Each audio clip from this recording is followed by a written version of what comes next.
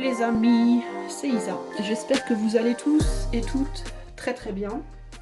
Je suis heureuse de vous retrouver ce soir pour vous faire un tirage. Je suis toujours tentée de dire guidance, il faut que j'arrête de dire guidance.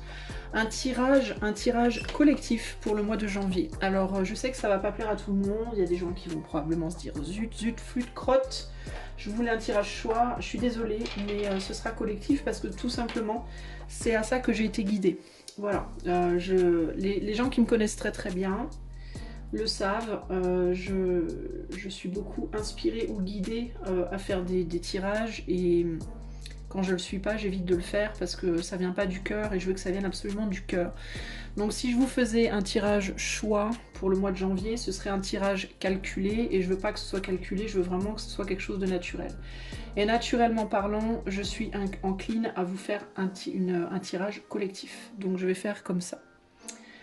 Ce qui m'est venu en termes d'inspiration, c'est un tirage collectif, une canalisation pour commencer, et ensuite, toujours pour le collectif, de tirer un certain nombre de cartes oracle et un certain nombre de cartes de tarot pour vous passer le message qui va devoir être passé. Et je déciderai du nombre avec un petit dé, ok? Voilà. Alors là, je voudrais déjà commencer par vous souhaiter de bonnes fêtes à nouveau pour les personnes à qui j'ai pas eu l'occasion de la souhaiter, même si j'ai fait une publication sur la chaîne, je l'ai souhaité dans le petit groupe VIP, je l'ai souhaité à droite à gauche à certains clients, mais enfin aux clients en fait à qui j'ai eu affaire, mais je l'ai pas souhaité à tout le monde, donc je réitère, je vous souhaite de passer de très bonnes fêtes, en tout cas pour la nouvelle année, aux personnes qui la fêteront. Celles qui ne la fêteront pas, ben ma foi, une bonne soirée quand même. Voilà. Je vous ferai comme d'habitude également bientôt un tirage pour les personnes qui font la même chose que moi, comme je fais tous les 6 mois, tous les mois de janvier et tous les mois de juillet, je fais un tirage pour les cartomanciens, cartomanciennes, médiums, travailleurs de la lumière, comme on aime à dire, ou de l'ombre, hein, parce que je pense que c'est plus un travail de l'ombre que de la lumière, très sincèrement. Pas parce que c'est un travail, pas parce que c'est quelque chose de mauvais, mais parce que on va voir dans l'invisible, on va puiser nos informations dans l'invisible, donc on est plus dans l'ombre que dans la lumière, de manière concrète. Puisque la lumière, justement, précisément, permet de rendre visible ce qui ne l'est pas. Donc on fait pas vraiment un travail de lumière, on fait plus un travail de l'ombre, c'est-à-dire qu'on va chercher dans l'ombre, enfin quoique, si on peut faire un travail de mise en lumière des choses qui sont dans l'ombre. Bon alors bref, vous voyez ce que je veux dire. On va dire qu'on fait un travail de lumière mais avec l'ombre, on va dire ça comme ça. Alors bref, donc un des prochains tirages là que je ferai, peut-être même le prochain, sera le tirage donc du mois de janvier pour les... en janvier, voilà, je le ferai probablement tout début janvier. Le tirage pour les praticiens, praticiennes de YouTube, les personnes qui le font qui sont pas sur YouTube, et les personnes éventuellement qui font ce travail-là, mais sans que ce soit nécessairement un travail, c'est-à-dire pour elles-mêmes ou pour d'autres, pour des amis, pour... enfin bref. Pour voir un peu ce qu'on vous conseille, ce que je peux percevoir pour vous, et puis aussi j'en profiterai comme d'habitude également pour parler des personnes qui m'inspirent sur YouTube, des autres chaînes que j'aime bien regarder, même si je mets régulièrement des personnes en avant dans ma communauté. D'ailleurs, si vous n'avez pas vu, je vous invite à aller voir, à regarder un petit peu les publications dans la communauté, parce que je mets souvent des chaînes en avant, donc n'hésitez pas à aller voir. J'ai des confrères et des consoeurs qui sont de très grande qualité sur YouTube également, et donc voilà. N'hésitez pas à aller leur rendre visite. N'hésitez pas à faire des recherches, entre guillemets. Alors, d'autant que c'est pas toujours les plus grosses chaînes les meilleures. Parfois, on peut tomber sur des toutes petites chaînes qui débutent et qui sont déjà très douées, très très bien. Donc n'hésitez pas à rechercher les amis. Bref, eh ben c'est parti. Je vais essayer de voir un petit peu ce qu'on veut vous dire pour le mois de janvier. J'ai pris cette petite labradorite, on va dire moitié brute, moitié polie.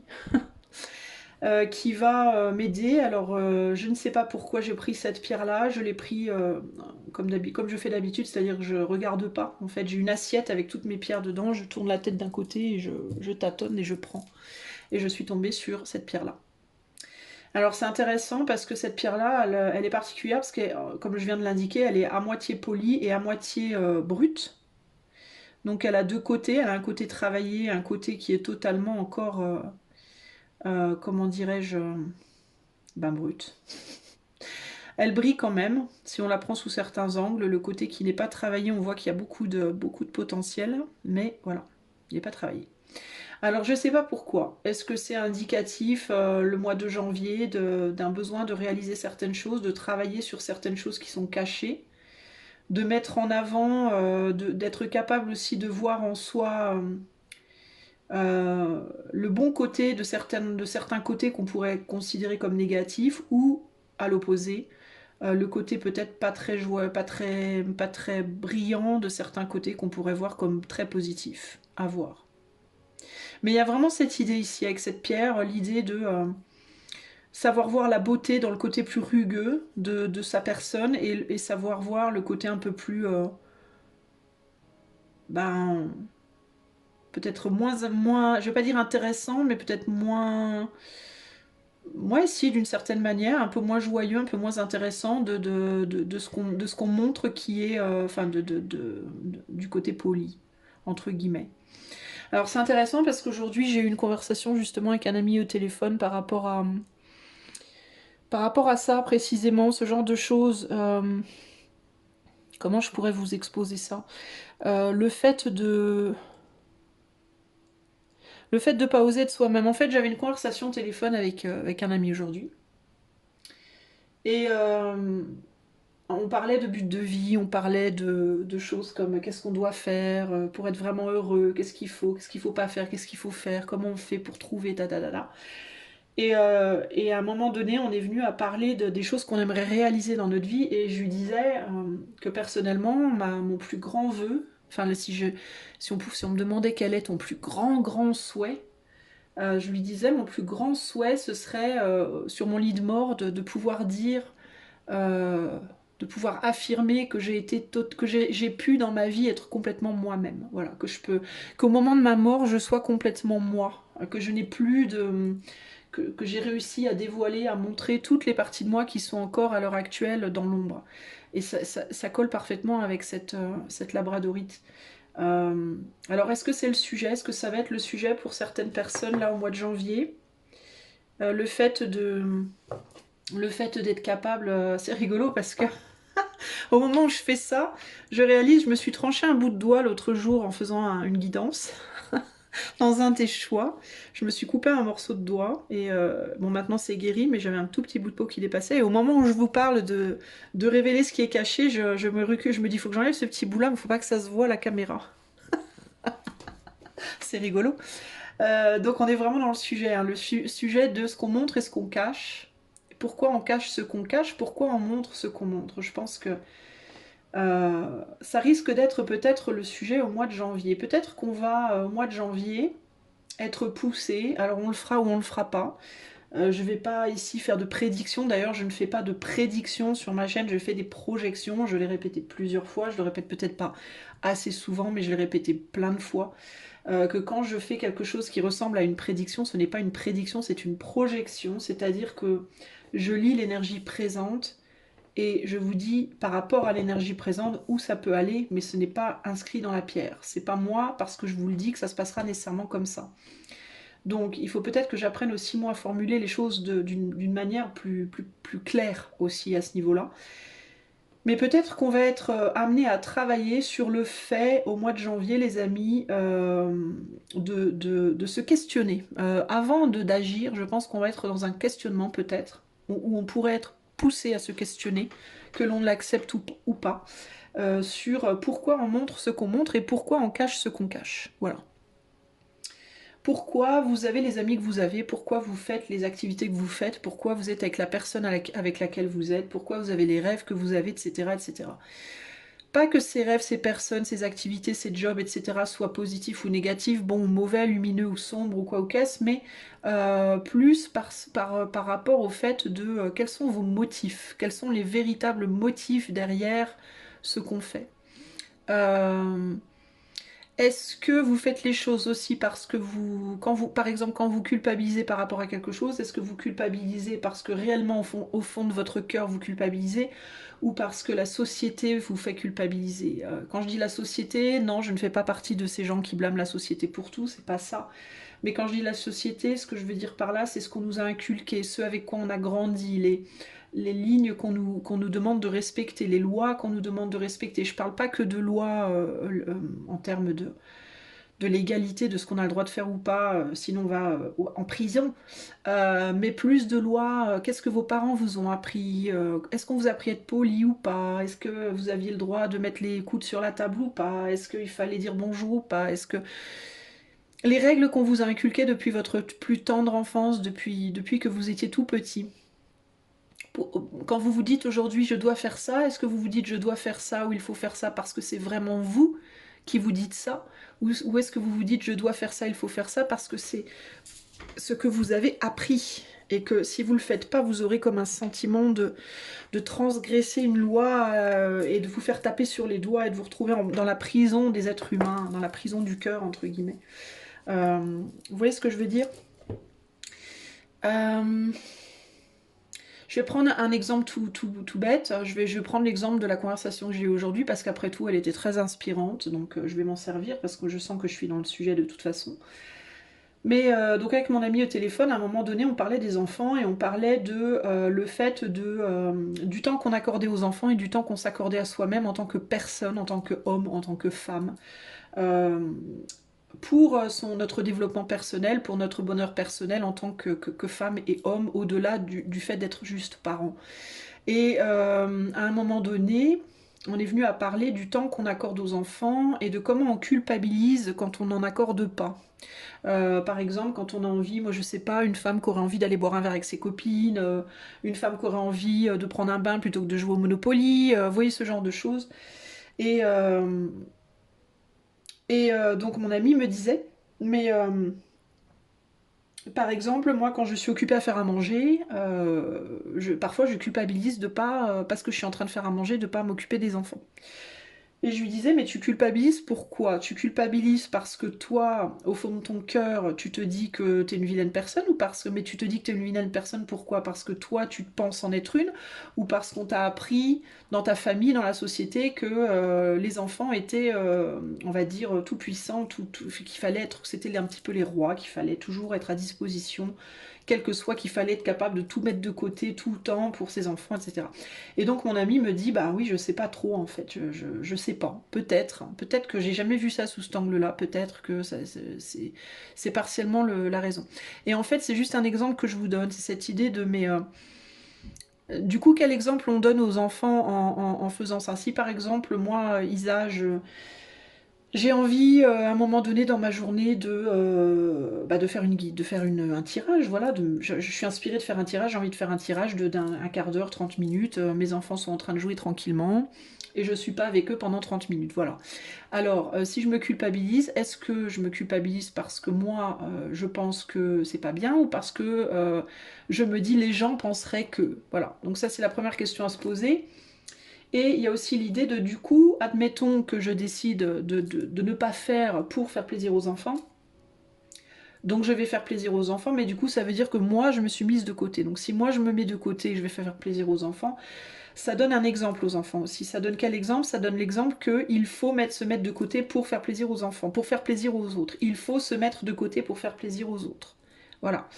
Donc eux vont apprendre ça et du coup eux feront la même chose plus tard. Alors oui c'est bien, mais est-ce que c'est bien de le faire tout le temps? Je ne sais pas. Parce que quel message ça envoie aux enfants? Est-ce que ça n'envoie pas justement aux enfants ce message de il faut se sacrifier pour les autres? Il faut constamment se sacrifier pour les autres. C'est la bonne manière de faire, au détriment de soi. Je dis pas que il faut nécessairement toujours se faire passer avant, mais moi personnellement, Isabelle, moi je suis d'avis qu'il faut un juste milieu. Il y a des moments où il faut faire passer d'abord les enfants et des moments où il faut savoir dire aux enfants aussi t'es gentil, mais moi j'ai besoin aussi d'un peu de temps pour moi. Donc je vais aller faire ma guidance, ou je vais aller lire un bouquin, ou je vais aller voir une copine, ou peu importe. Et puis on se retrouve tout à l'heure. Pourquoi? Parce que ça apprend, si on est équilibré en soi dans le temps que l'on donne aux autres et à soi-même, automatiquement, en termes d'exemple, on va donner cet exemple aux enfants. Les enfants vont apprendre, moi en tant qu'adulte, je vais devoir apprendre à parfois prendre du temps pour les autres et parfois prendre du temps pour moi. Disons que les choses se répercutent comme ça. Dans le monde où on vit aujourd'hui en 2023, là, pour le moment, concrètement, on peut dire que notre monde est vraiment dans la merde. Concrètement, on peut dire que socialement, les gens ont vraiment du mal à trouver leur place en eux-mêmes, du mal à trouver leur place souvent même dans leur propre famille, du mal à trouver leur place dans la société, dans leur job, dans leur vie amoureuse, etc. On a plus tendance à se foutre sur le coin du nez qu'à s'aimer, qu'à s'entraider. On est tous, pour la majeure partie, on est tous un peu des peace and love, on aimerait tous un peu que tout le monde s'embrasse et se fasse des bisous, des câlins et s'aime ad vitam aeternam, mais on a tendance dans nos actes de faire des choses radicalement différentes de ce qui peut aller dans ce sens-là. Et donc je pense que se questionner sur justement qui on est vraiment, pourquoi on fait les choses qu'on fait, la part d'ombre dans notre lumière, la part de lumière dans notre ombre, etc. Je pense que c'est vraiment le sujet parce que c'est par les enfants que le futur sera créé. Donc ce qu'on va donner comme exemple, c'est ça qui va créer notre futur en fait. C'est pas vraiment nous les adultes qui aujourd'hui pouvons changer les choses de manière concrète dans le monde. Ceux qui vont changer le monde, ça va être les générations futures. La seule chose que nous, en tant qu'adultes, justement, on peut faire aujourd'hui pour changer le monde, c'est changer nos enfants. Enfin, c'est pas changer nos enfants, mais c'est porter un regard peut-être différent sur notre propre être pour pouvoir pas le transférer, mais rectifier certaines choses que l'on verrait qui sont déséquilibrées et pour pouvoir donner un exemple aux générations plus jeunes qui pourront ensuite l'imprimer, entre guillemets, pour construire le monde futur. Donc je pense que le message aujourd'hui, les amis, pour janvier, ça va beaucoup être ça. Il y a vraiment cette idée, je tiens à insister sur le fait qu'il n'y a pas de devoir. On n'est pas à l'école et on n'a pas des devoirs à faire. C'est très fort en moi, ça, je le ressens très fort. On ne vous demande pas de faire un devoir de maths ou de français ou d'anglais ou de réflexion, un devoir de réflexion ou un devoir de changement. C'est plus une considération. C'est plus le fait de considérer le faire. Considérer. Est-ce que vous pensez, vous, que ce serait une bonne chose pour vous? C'est ce qu'on va nous soumettre, c'est ce qu'on va mettre, on va dire, dans notre assiette. Mais évidemment, libre à nous de manger ça ou pas. D'accord. Cette idée d'aller voir dans les choses que tu fais, que tu penses être négatives, que tu penses être l'ombre, que tu penses être pas bien. Qu'est-ce qu'elles ont de bien, ces choses? Qu'est-ce qu'elles ont de bien? Par exemple, si tu es quelqu'un qui a du mal à être généreux, si tu es quelqu'un qui a du mal à donner à l'autre, donner des choses matérielles par exemple, donner ton argent, donner on va dire si tu as genre 15 objets chez toi que tu n'utilises jamais mais tu as du mal à les donner à quelqu'un qui pourrait en faire bon usage par exemple, d'accord? On va dire qu'on pourrait dire que de toi ou que tu es un radin ou une radine, tu veux pas donner, tu veux pas partager. Alors tu vas peut-être te dire c'est mon ombre, c'est un truc, voilà, c'est un défaut, je sais pas partager, je n'aime pas ça. On va peut-être t'inviter à aller voir quel est le côté positif de ce que tu fais. Alors un des côtés positifs qui me vient là comme ça de but en blanc, c'est le côté conservation. Conservation pour les générations futures par exemple. Certes, tu ne donnes pas aux autres, mais quand tu partiras de cette terre, eh bien, qui aura tes objets? Ben, ce seront tes petits-enfants. Tes enfants, tes petits-enfants, leurs enfants, etc., etc. Donc ça, c'est le côté positif du fait d'être radin. Ça te permet également peut-être du coup d'avoir beaucoup pour toi-même. Ça te permet peut-être du coup d'assurer une stabilité pour toi-même, pour ta famille. Alors du coup, est-ce que tu es radin ou est-ce que tu es juste quelqu'un qui conserve? Tu vois? Peut-être arrête de te flageller, peut-être par rapport à ce entre guillemets mauvais côté, qui n'est pas véritablement du coup un mauvais côté, mais qui est juste un côté de ta personne que l'on peut choisir de voir sous un angle positif ou négatif. Voilà. De la même manière, si tu es quelqu'un d'extrêmement généreux, on va regarder maintenant le côté qu'on pourrait dire lumineux. Si tu es quelqu'un qui est extrêmement généreux, qui aime beaucoup beaucoup donner, euh, tu vas te dire peut-être, moi je suis quelqu'un de généreuse, je donne mon argent, je donne mes fournitures, mes objets, les jouets de mes enfants, je donne, je donne, je donne, je suis une bonne personne. Oui, ok, mais quel est le côté négatif, quel est le côté plus sombre de ce don? Ben, le côté plus sombre, ça peut être que tu donnes tellement que tu n'as plus pour ta famille. Tu donnes tellement d'argent à tes amis que quand tes enfants ont besoin ou quand toi tu as besoin, ben, tu peux pas t'acheter. Si t'as plus de culottes, tu peux pas te racheter des culottes. Si tes enfants ont pas de t-shirt, t'as plus d'argent pour pour acheter des t-shirts. Ça peut être aussi que tu n'auras rien à transmettre à tes enfants en termes de legs. Ça peut être également que rien n'est préservé, tout passe entre tes doigts mais rien n'est préservé. Tu vois, ça peut être que on peut dire de toi que tu es dispersé, que voilà, que tu te sacrifies, que voilà. Tu vois? Donc le côté lumineux peut aussi être un côté sombre. Être quelqu'un de très affectueux, de très tactile, ben on peut le voir comme quelqu'un qui est collant. On peut te dire, ouais, mais t'es vachement collant, t'es vachement collante. Et d'autres personnes vont te dire, ah, mais toi, t'es super affectueux, ça fait trop du bien. Et on peut tout transformer comme ça. On peut tout transformer. On peut transformer toutes tes qualités en défauts et tous tes défauts en qualités. Et pour information, sache qu'on le fait. Pas moi, hein, mais les gens de manière générale. Voilà. Il y a plein de gens qui vont prendre tes positifs et en faire des négatifs, et d'autres qui vont prendre tes négatifs et en faire des positifs. Donc, pourquoi je vous parle de tout ça? J'en sais rien pourquoi je vous parle de tout ça. Je le fais parce que je sens que je dois le faire, je le fais parce que c'est ce qui me vient, je le fais parce que c'est ce qu'on m'inspire. Et parce que je pense que ça va être un gros sujet en janvier. Voilà, je pense que ça va être un gros sujet en janvier et euh, je pense que si vous y réfléchissez, si vous faites ce travail-là, je pense que ça peut changer des choses dans votre vie. Et je pense que ce sera probablement plus de manière, on va dire, constructive pour vous. Ça peut vous amener à avoir un regard différent sur votre être. Ça peut vous amener à avoir un autre angle de vue. Ça peut vous amener à des compréhensions que vous n'aviez pas vues avant. Ça peut vous amener à faire des changements dans votre vie que vous n'aviez pas considérés avant. Ça peut vous amener à lâcher certaines peurs que vous avez, ça peut vous amener à vous lâcher en même temps par rapport à votre manière d'être avec les autres. Ça peut vous amener à comprendre que tout ce que vous gardez à l'intérieur de vous et que vous ne voulez pas montrer, bah peut-être que finalement vous pouvez le montrer. Et que tout ce que vous montrez, bah peut-être que finalement vous ne devriez pas toujours montrer. Voilà. Je pense que ça peut simplement vous amener à apprendre à réguler, comme réguler le volume, comme réguler les basses et les aigus sur un égaliseur, comme, vous voyez ce que je veux dire? Réguler pour que vous puissiez enfin avoir la vie que vous voulez avoir. C'est vraiment ça en fait l'idée. L'idée ici, c'est pas de juger qui que ce soit ou quoi que ce soit. C'est pas de dire c'est bon ou mauvais, c'est pas de dire c'est bien ou mal, c'est pas de dire même qu'on doit ou qu'on ne doit pas changer, mais c'est simplement de vous dire si vous êtes ici sur YouTube en train de regarder un tirage pour votre mois de janvier, c'est parce que vous avez besoin de savoir. Si vous avez besoin de savoir, c'est parce que vous manquez de certitude en vous-même. C'est parce que vous manquez d'assurance d'une certaine manière. Les gens qui sont sur YouTube ou ailleurs, les gens qui vont consulter des cartomanciennes, des médiums, des gens quand même comme ça qui ou prédisent ou projettent un avenir, un futur plus ou moins lointain. Quand on va même voir un psy, quand on va voir un thérapeute, c'est qu'on manque de sûreté de soi, c'est qu'on n'est pas sûr de soi.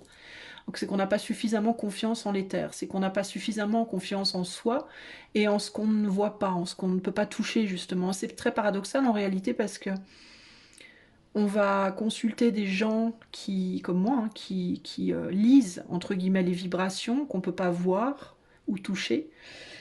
Donc on fait confiance à d'autres parce qu'on n'arrive pas à se faire confiance à soi. C'est un sacré paradoxe en réalité. Et au final, le but c'est d'avoir confiance en soi. Au final, le but c'est de se sentir rassuré. Le but c'est d'être capable de se refaire confiance à nouveau. Et nous, les praticiens là sur YouTube qui pratiquons la médiumnité, la cartomancie ou autre, si on n'arrive pas à vous amener à ça à un moment donné, c'est qu'on fait pas bien notre boulot, je pense. D'accord? Enfin, c'est mon point de vue très personnel. Mais comme c'est ma chaîne, hein, je vais pas me gêner d'y mettre mon point de vue. Euh, c'est pour ça qu'il n'y a pas si longtemps, j'ai fait dans ma communauté aussi un sondage pour savoir un petit peu globalement où je vous mène en fait. Est-ce que je vous mène à un progrès ou est-ce que je vous fais stagner ou est-ce que je vous mène à une régression? C'est important pour moi de le savoir parce que si un jour je me rends compte que Si un jour ce sondage-là, que je referai d'ailleurs, hein, pas demain, hein, parce que je vais pas le faire toutes les 2 semaines, ça n'a aucun sens, mais je le referai peut-être genre tous les 6 mois, ou tous les ans, une fois par an, peut-être. Tiens, peut-être que je ferai à chaque début d'année. Mais si un jour je vois que oups, pardon, que le sondage tire sur le côté de je stagne, voire je régresse, j'arrêterai de faire ce que je fais, très clairement. Je pourrais me dire très clairement que ce que je fais, ça n'a plus de but, plus de sens, ça ne fonctionne pas, ça ne marche pas, et puis je veux pas être un espèce d'objet de foire, je veux pas être une... Alors je sais que pour certains d'entre vous, regarder les vidéos de voyance, c'est aussi une distraction, c'est aussi une manière de... Après tout, ça peut être aussi intéressant finalement que de regarder Netflix, hein, ou je sais pas quoi. Mais je pense que quand même, quand on fait cette démarche-là, c'est pas pour rien, c'est un monde quand même très particulier. C'est quand même thérapeutique, mine de rien, que ça le soit en profondeur ou de manière superficielle. Et, euh, et j'ai pas envie d'être une Madame Irma de foire, voilà, qu'on va voir comme ça pour rigoler, pour le fun. Si j'ai envie d'être rigolote ou pour le fun, je ferai de l'humour. Je me recyclerai dans l'humoristique. Je pense que j'ai un tout petit potentiel dans ce domaine. Mais tout ça pour dire que... Pardon.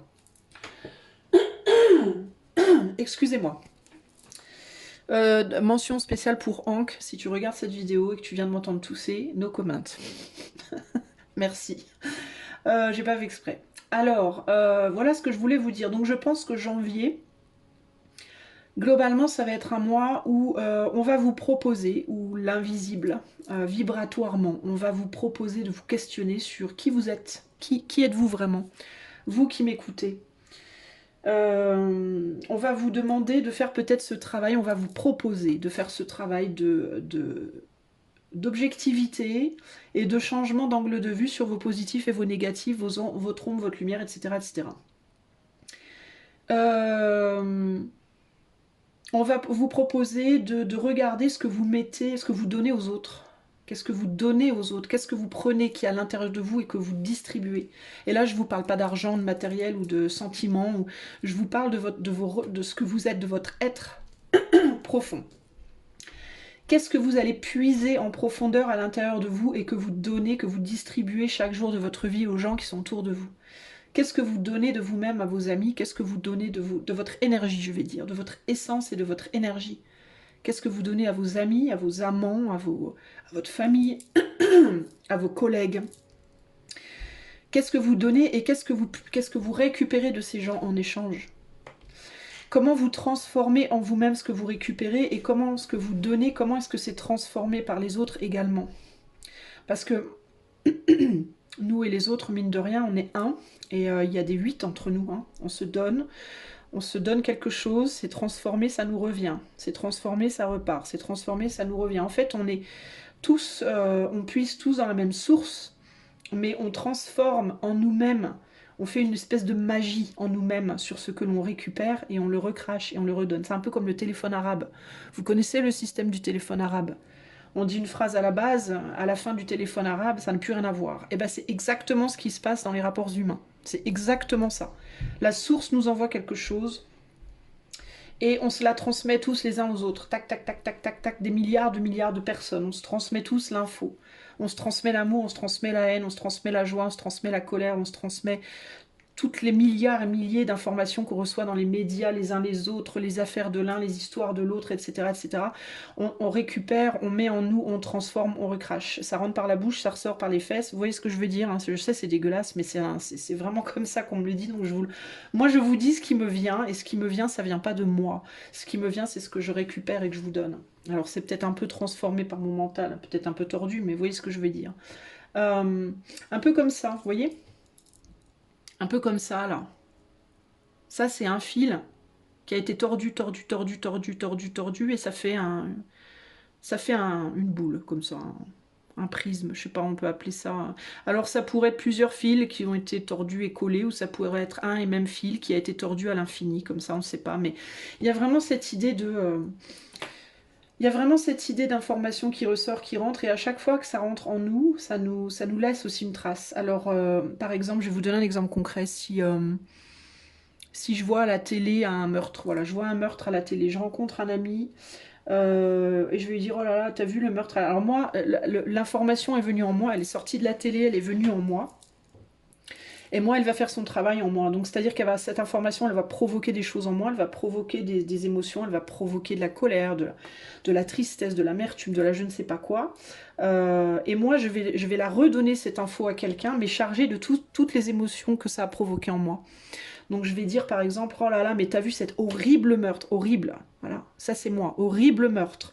Le meurtre à la base, ça n'est rien d'autre qu'un meurtre. Enfin, c'est pas méchant ce que je dis, mais la télé m'a juste dit, il y a eu un meurtre. Il n'y avait pas d'émotion dans la télé. Il n'y avait pas de... Alors, peut-être que la personne qui a transmis le meurtre avait une émotion dans la voix déjà, donc elle s'était déjà teintée. Mais ce que je veux dire, c'est que le meurtre à la base, c'est un couteau dans un corps. Baf, voilà, ça c'était le meurtre. Il n'y a pas de tristesse, d'amour, de haine, de rien du tout, c'est un couteau dans un corps, point. La personne qui l'a vu en tout premier a ressenti une émotion. Elle a donc chargé cette énergie-là. Elle l'a transmis au journaliste. Donc elle a transmis le meurtre chargé de sa propre émotion au journaliste qui a rajouté sa propre émotion. Donc le journaliste a transmis au public, à la télé, le meurtre chargé de l'émotion de la première personne qui l'a vu, chargé de sa propre émotion. Le public la reçoit chargée du meurtre plus deux émotions, prend sa propre émotion, la retransmet à d'autres personnes autour de lui, chargée de trois émotions, donc ça part à 6 copains ou copines, donc c'est chargé de 9 émotions, et etc., etc. Et ça part d'une énergie totalement neutre à quelque chose d'énorme, à une énorme boule de neige d'émotions. Vous voyez ce que je veux dire? Les rapports humains, c'est ça. C'est une énergie totalement neutre, qui est chargé d'une première émotion, une deuxième, une troisième, une quatrième, et ainsi de suite, et ainsi de suite. Ça fait boule de neige, boule de neige, boule de neige, boule de neige, boule de neige. Et plus ça se transmet, et plus ça grossit. Alors, selon les personnes à qui ça se transmet, ça va grossir, ça va rapetisser. C'est-à-dire que peut-être qu'à un moment donné, ce meurtre chargé de what mille émotions, il va arriver dans une personne, et que cette personne-là, elle est un petit peu plus froide, cette personne-là. Elle est un petit peu plus, elle est un peu désensibilisée à la situation. Donc elle va le retransmettre à nouveau à d'autres personnes, mais comme ça sera passé en elle, l'émotion énorme de tristesse, par exemple, elle aura grave baissé. Cette personne, ça va la faire baisser, cette émotion de tristesse. Donc elle va la retransmettre à 10 autres personnes, mais bien neutralisée. Dans les 10 autres personnes, il y en a 9 qui vont être très émotifs et un dixième beaucoup moins. Donc l'émotion va réaugmenter dans les personnes émotives et elle va rebaisser dans la personne. Vous voyez ce que je veux dire? Et quand on vous parle de vibration, c'est ça en fait, les amis. C'est ça, c'est les émotions, c'est la vibration que l'on a en soi et comment on teinte les choses. C'est pour ça qu'on vous met le doigt sur la lumière et l'ombre en vous. Qu'est-ce que vous crachez, qu'est-ce que vous absorbez et comment vous transformez les choses. Il y a vraiment ici l'idée de... tiens, know thyself, regardez. Know thyself, connais-toi toi-même. C'est exactement ça. Ce qu'on vous demande au mois de janvier, ce qu'on vous propose au mois de janvier, pardon, c'est de faire un travail de connaissance de vous-même. Attendez, je bois un coup. Afin de pouvoir rentrer en conscience de comment vous transformez les choses. Comment vous transformez les choses. Comment vous transformez les choses qui viennent à vous. Et aussi, comment vous pouvez neutraliser. Alors, comment vous pouvez neutraliser les choses qui viennent à vous pour que ça colle à votre véritable nature propre, profonde et propre, et comment pouvoir les renvoyer, comment être votre propre magicien, comment avoir un vrai contrôle sur comment vous renvoyez sur l'extérieur les choses que vous avez reçues. Vous voyez ce que je veux dire ? Comment vous les renvoyez sur l'extérieur? Alors encore une fois, ici, il n'y a pas de bien et de mal, mais il y a vraiment cette idée de... Il faut que ce soit conforme à votre être profond. Il faut que ce soit conforme à votre vrai caractère propre, intrinsèque, non... c'est quoi le mot? Non souillé, entre guillemets, par trop d'énergie extérieure. Donc faire la différence entre vos propres croyances personnelles profondes et ce qu'on vous a enseigné, ce dont on vous a imprégné, qui peut-être, il y a des choses dont vous avez été imprégné depuis votre enfance qui sont quand même toujours vos valeurs, mais il y en a d'autres qui ne les sont peut-être plus. Et celles qui ne les sont plus, on va vous demander d'avoir le courage de les lâcher. pour vous purifier, pour que vous puissiez purifier votre vrai moi, pour que les informations que vous recrachiez soient beaucoup plus teintées de juste vous, plutôt que de vous et de tous les autres. Desquelles viennent certaines impuretés qui doivent pas rester en vous. En gros, ici, c'est un travail de purification, mais c'est pas une purification en mode mangez 5 fruits et légumes par jour, buvez 4 litres d'eau, faites du yoga et faites homme. C'est pas de ces purifications-là que je vous parle, c'est des purifications en termes de cette croyance-là, je l'ai depuis que j'ai 5 ans, mais elle résonne pas en moi. Elle me parle pas, cette croyance. Elle me laisse un goût amer. Il y a un truc qui cloche avec. Moi, maintenant je suis adulte, ça résonne pas. Ça résonne pas. Et bien cette croyance-là, elle est peut-être plus pour vous, les amis. D'accord? Alors, vous allez peut-être vous dire, oui, mais si je la laisse, cette croyance-là, on va dire que je suis une mauvaise personne. Ben non. Non, parce que cette croyance-là, à la base, elle est neutre. Elle a été teintée par les gens qui vous l'ont transmise. Mais à la base, elle est neutre. Donc, en fait, il y a cette idée de devoir revenir à la base et de décider de comment vous allez teinter les choses. Pas comment les autres les ont teintées avant qu'elles arrivent à vous, mais comment vous allez les teinter. C'est comme une sorte de... c'est une sorte de reset. Mais on ne parle pas ici d'un reset, pourquoi je fais de l'anglais en français, moi? Un reset. The boy is kind. Pas un reset... comme on l'entend là dans les médias là, mais un reset intérieur énergétique en fait. Voilà, c'est de ça que je vous parle. Je sais pas si c'est clair, mais c'est de ça que je vous parle. Donc voilà ce que je peux vous dire. Et ça, c'est valable du coup aussi bien professionnellement, amoureusement, dans tous les domaines de votre vie, du coup, parce que là, on parle vraiment de pensée, on parle vraiment de croyances, de pensées, d'idées, comment on voit les choses, de remettre tout à plat. Voilà, il y a une idée de devoir remettre tout à plat pour pouvoir se recréer, pour pouvoir recréer quelque chose de totalement nouveau, de totalement frais, et qui est beaucoup plus pur en réalité. Vous voyez ce que je veux dire?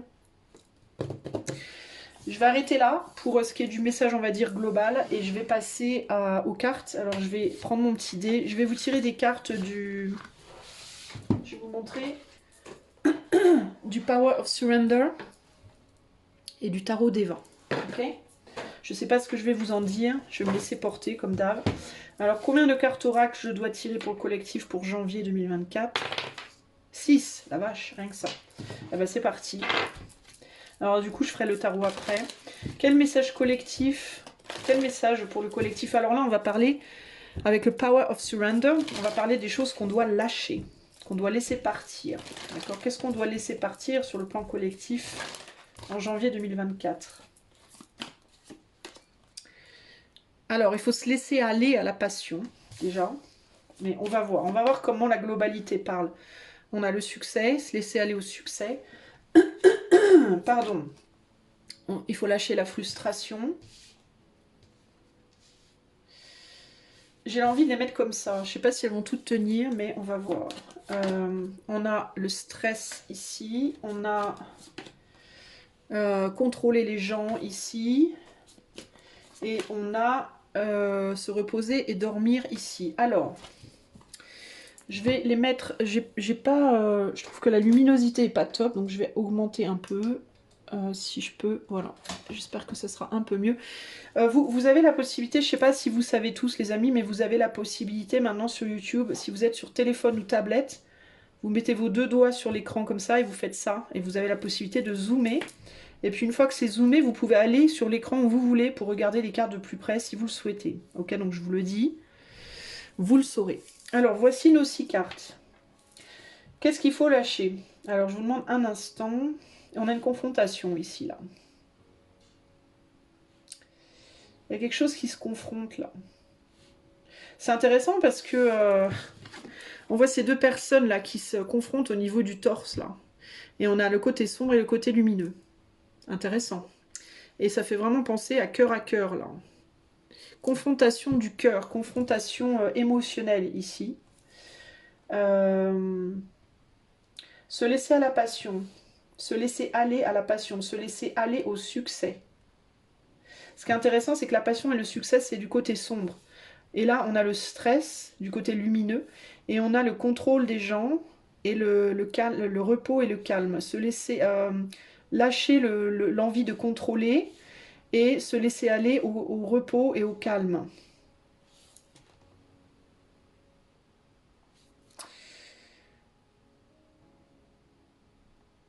Je pense que ici, ce qu'on nous dit,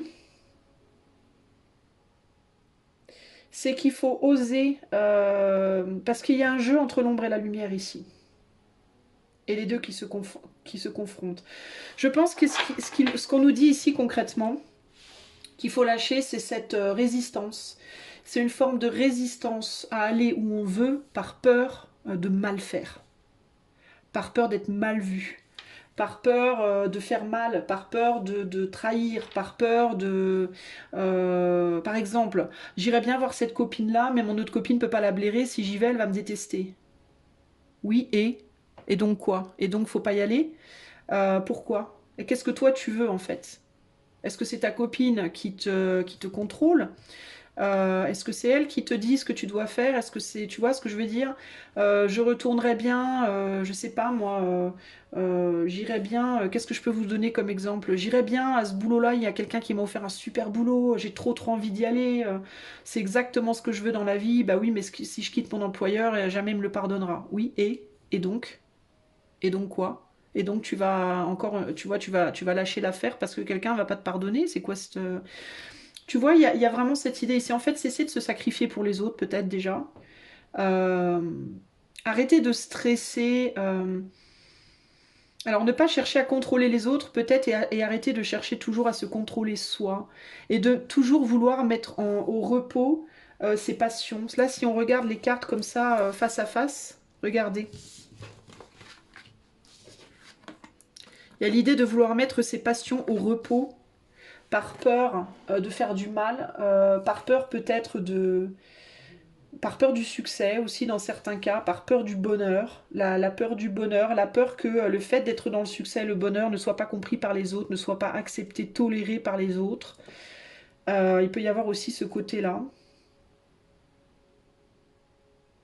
Et il y a l'idée de lâcher le contrôle des autres, mais je pense qu'il y a aussi ici le fait de lâcher un peu le contrôle de soi également. Il peut y avoir ici pour les personnes qui ont envie de briller et qui ont envie de succès, d'arrêter d'avoir peur d'aller vers ça, d'accepter d'aller vers ça, de se laisser aller à ça. Il n'y a rien de mal à ça. Et pour les personnes qui au contraire veulent être pures, entre guillemets, ah non, moi je veux pas d'argent, pas de reconnaissance, rien du tout, ok, pas de souci, tu décides de te mettre en retrait dans la vie, bah fais-le.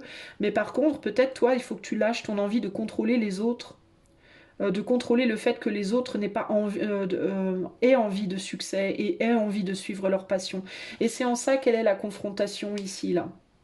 Là, on a des gens qui ont envie peut-être d'être célèbres, qui ont envie d'être riches, qui ont envie de connaître le grand amour ou des grandes passions, et qui n'osent pas le faire parce qu'elles ont peur d'être jugées par les personnes, on va dire, plus puritaines, plus simples, plus modestes, plus humbles.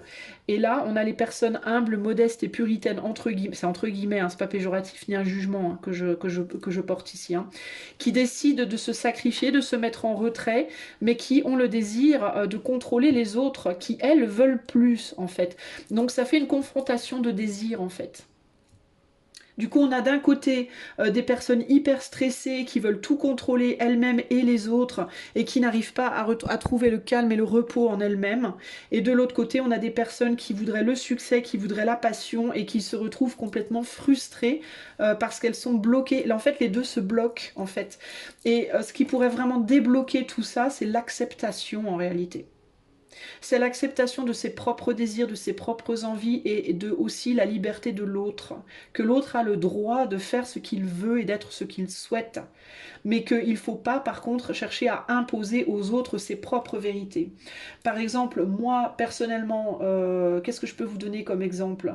Moi personnellement quoi? Moi personnellement, je pense que tout le monde dans le monde a sa place, que tout le monde dans le monde a le droit de vivre et d'être et de faire ce qu'il veut. Il y a d'autres personnes qui pensent que non, qu'il n'y a qu'un certain genre de personnes qui a le droit d'exister. Et ben, moi j'ai envie de dire, ben ils ont qu'à penser ce qu'ils veulent. Moi, je m'en fous. Moi, je demande juste qu'on me laisse tranquille. Voilà, ils ont envie de penser autrement, ben ils pensent autrement. Moi, je pense comme je pense. Où est le problème? Chacun peut coexister dans son coin. sans qu'on s'entretue, le monde de la planète est assez grande pour qu'il y ait de la place pour tout le monde. Voilà. Moi, je suis hétéro, 100% hétéro. Il y a des personnes qui ont envie d'être gays, d'autres pansexuels, d'autres je sais pas quoi sexuels, 36 milliards de couverts sexuels. Bah ok, pas de problème, moi ça me dérange pas. Tu veux être trans, tu veux être bi, trans, gay, je sais pas quoi, eh ben pas de problème, ok, fais, vas-y. Je t'ouvre, vas-y, go, fonce, vas-y. En quoi ça devrait me déranger, moi, personnellement? Moi, si personne vient m'emmerder pour me dire, toi, tu dois être gay, je vois pas en quoi, moi, ça me dérangerait que les autres le soient. Vous voyez ce que je veux dire? C'est vraiment cette idée-là, en fait, qu'on cherche à transmettre ici. Ce qu'il faut lâcher ici, c'est l'envie de contrôler les autres. Et d'un côté, pour certaines personnes, trop de contrôle d'elles-mêmes, et pour d'autres, trop de frustration parce qu'on n'ose pas être qui on veut être, parce qu'on a peur d'être jugé. Parce qu'on a peur d'être rejeté, parce qu'on a peur d'être pas compris, démonisé ou Dieu sait quoi encore. Et là aussi du côté, on va dire, des plus Christ, ceux qui sont plus un peu comme le Christ, là, en mode puritain, puritaine, etc. Peut-être la peur d'être avec ici Surrender Your Desire to Control People, l'idée du contrôle, là, la peur que l'autre, que l'énergie, on va dire, plus sombre, qui est en face, vienne les grignoter.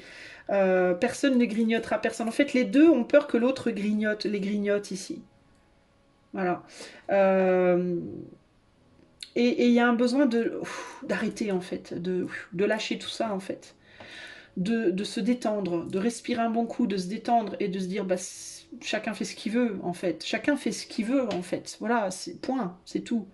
Et il n'y a pas d'ombre, de lumière, il y a juste des personnes qui sont plus feu, qui sont plus air, qui ont besoin comme ça d'être intenses, et d'autres qui sont beaucoup plus humbles, beaucoup plus renfermés. Mais il faut par contre, pourquoi ce travail de remise à zéro, de purification énergétique, vibratoire, etc. Ben parce que il y a un besoin justement de retrouver sa vraie place. Il y a aussi des personnes qui sont entre guillemets, qui se présentent entre guillemets dans la vie, dans le monde comme étant très puritaines, alors qu'en réalité intérieurement elles bouent de passion et d'envie de succès, et il y en a d'autres qui sont très passionnées et dans le succès, alors qu'intérieurement elles sont très pures et humbles. Vous voyez ce que je veux dire?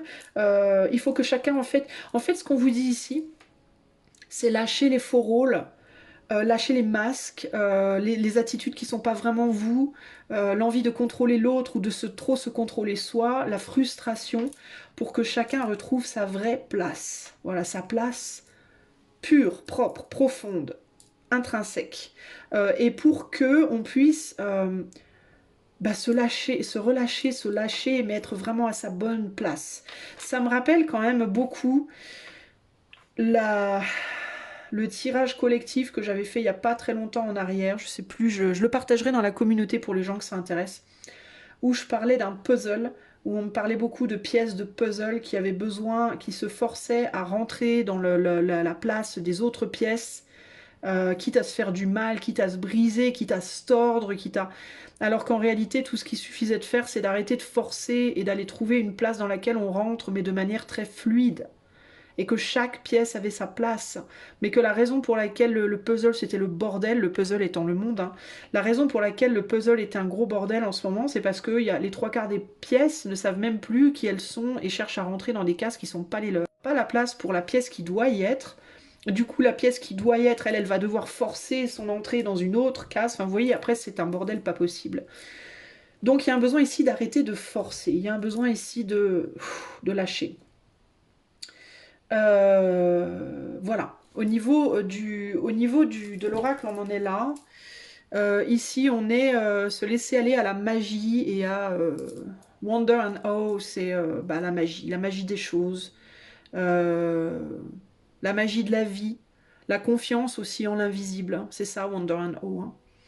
Le fait de rester connecté, mais connecté à quelque chose de bien plus grand, pas connecté à l'argent que tu vas recevoir à la fin du mois, pas connecté au zizi de ton mari, ou au vagin de ta femme, mais connecté à l'éther, connecté à ta croyance, en la magie de la vie. Parce qu'elle est là, hein, elle existe, elle est partout en réalité, on la voit tous les jours, mais on est tellement focalisé sur ce qu'on peut voir concrètement qu'on on oublie qu'elle est là, en fait. Hein.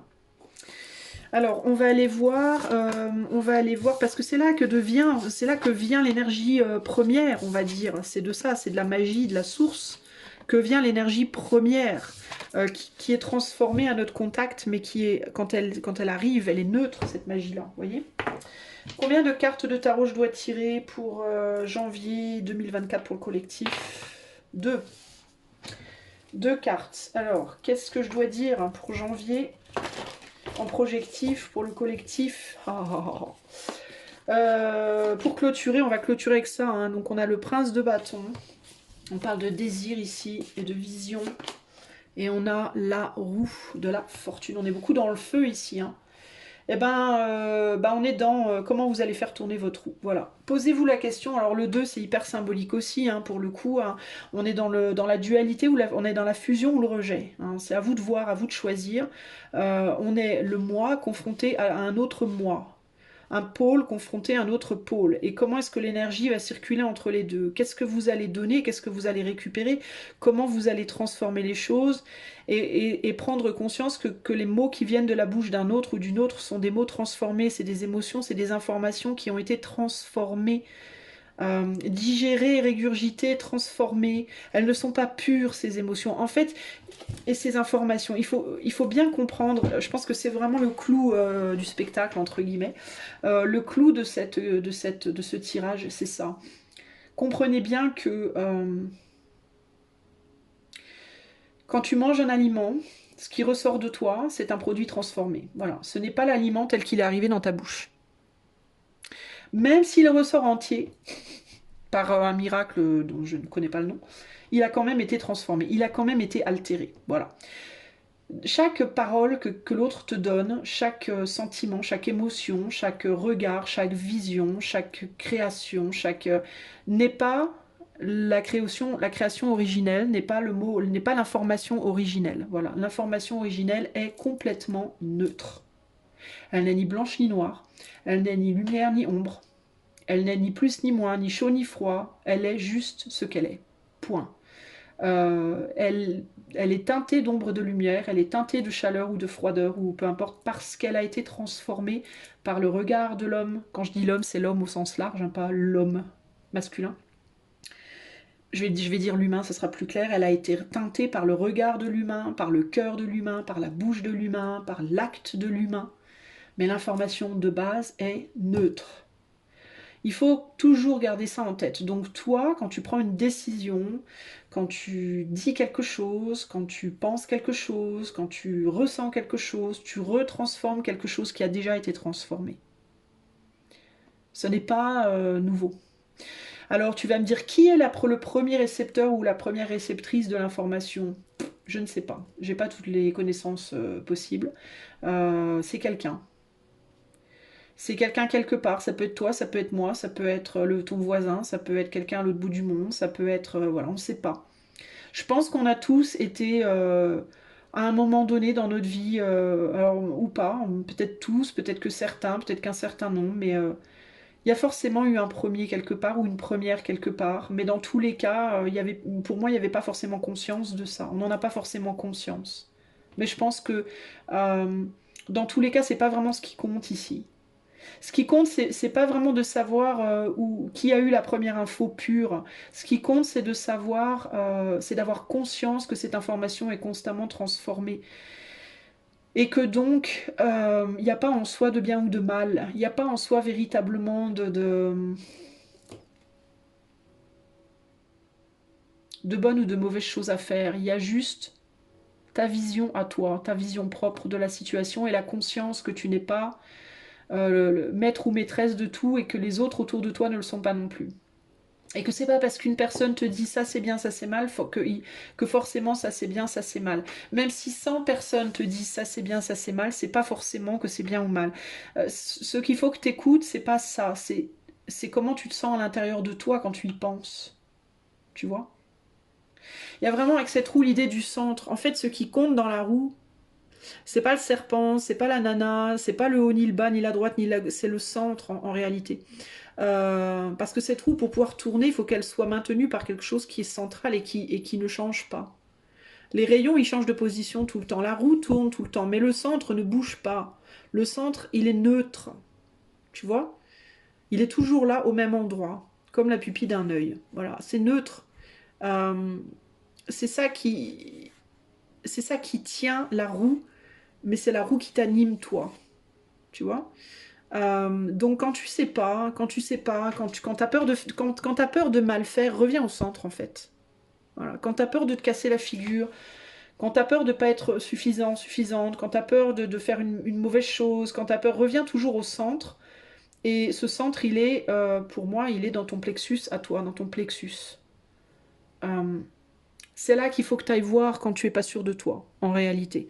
C'est pas ce que la voisine a dit, ce que papa a dit, ce que mon chéri a dit, ce que je sais pas quoi a dit. Non, c'est ton plexus à toi, qu'est-ce qu'il te dit. C'est vraiment ça qui est important ici. Ok. Je pense que j'ai pas tout dit. Je sens que j'oublie des. Enfin, c'est pas que j'oublie des trucs, mais je sens que j'ai pas toute la. Mais je commence à fatiguer là, je vous avoue.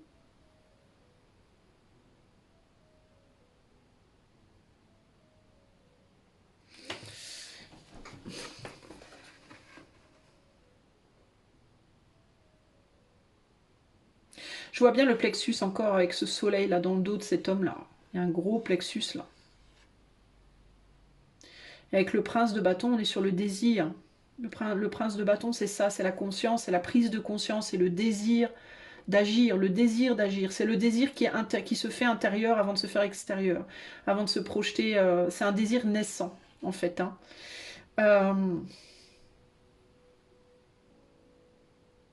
mais concrètement, tu vois, cette roue, elle n'a pas de sens. On pourrait croire qu'elle va comme ça. On pourrait croire qu'elle va comme ça. Euh, donc il y a l'idée d'un désir naissant et de comment on va tourner la roue. Est-ce qu'on va y aller, pas y aller? Est-ce qu'on va à droite? Est-ce qu'on va à gauche? Est-ce qu'on va en haut, en bas? Comment on fait? Et avec le gros soleil jaune, là, cette idée du plexus, il y a vraiment l'idée d'écouter le désir dans son plexus, au centre de son être. Et il y a une flèche là aussi blanche, donc il y a vraiment cette idée de quelque chose qui est reçu du haut, quelque chose qui nous vient de l'éther, quelque chose qui vient de plus haut que soi. Euh, et d'un besoin de se défendre, voire ou de se protéger. Est-ce qu'il se défend, est-ce qu'il se protège? D'ailleurs, cet homme-là, on ne sait pas avec son bâton là. Donc il y a vraiment cette idée de selon comment on voit les choses. La roue tournera selon comment on voit les choses en fait. Et à quel point, enfin par rapport à la façon dont on voit les choses, mais également par rapport à ce qui est ressenti au centre de son être personnel, dans son plexus. Je vais arrêter là les amis parce que je commence à grave fatiguer. J'espère que ce tirage vous aura plu. Je ne le propose pas celui-là pour le privé, en consultation privée, parce que c'est vraiment du collectif et je veux que ça reste comme ça. Si vous aimez la chaîne, si vous avez aimé ce tirage, si vous aimez mes tirages de manière générale, vous pouvez offrir votre soutien du cœur en likant, partageant, vous abonnant, en commentant. Parce que ça permet de référencer la chaîne mieux sur YouTube. Et si vous avez la capacité financière et l'envie de le faire, vous pouvez offrir également le soutien financier par le lien PayPal qui est dans la description de la chaîne, car cette chaîne n'est pas monétisée. Moi, je vous fais des gros bisous, les amis. Je vous retrouve très bientôt pour mon petit message du Nouvel An. Je sais pas si je ferai une guidance, enfin un tirage avant ou pas. Peut-être, peut-être pas. Je verrai ce qui m'est inspiré ou pas. Et en tout cas, voilà, je vous fais plein de gros bisous et je vous dis à bientôt pour de nouvelles aventures. Ciao, ciao!